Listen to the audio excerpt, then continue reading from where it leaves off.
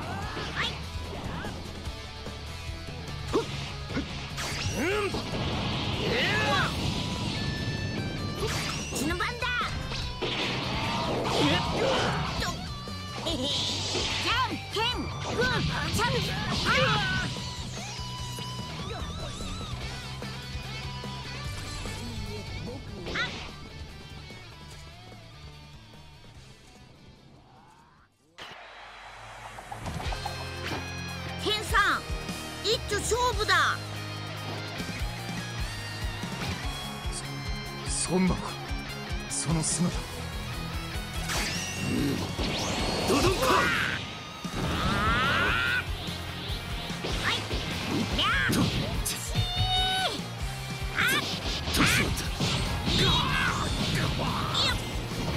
受けてみろ。飛行砲。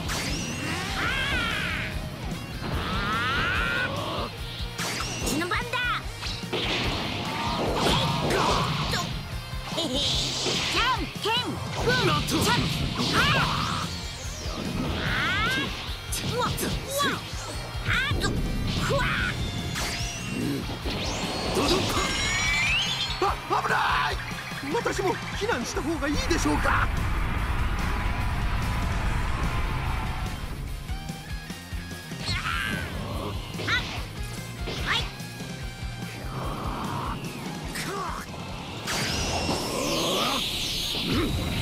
新機関砲。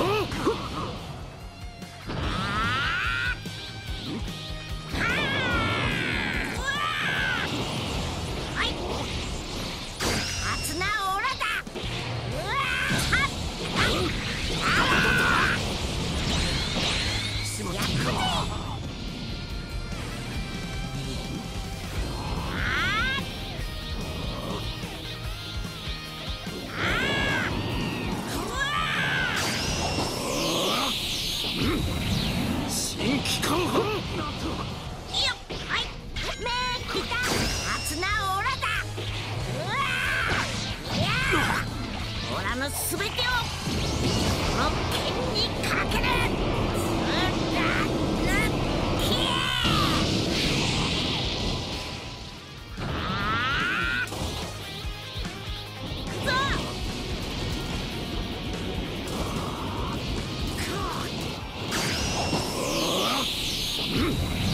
新機関砲。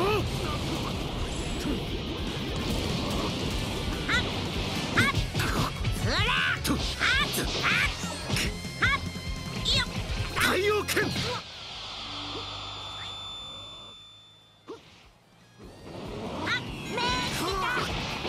けてみろ。飛行砲。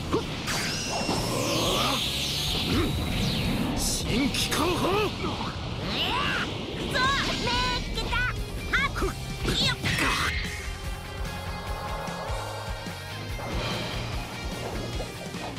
お天さんは強いな。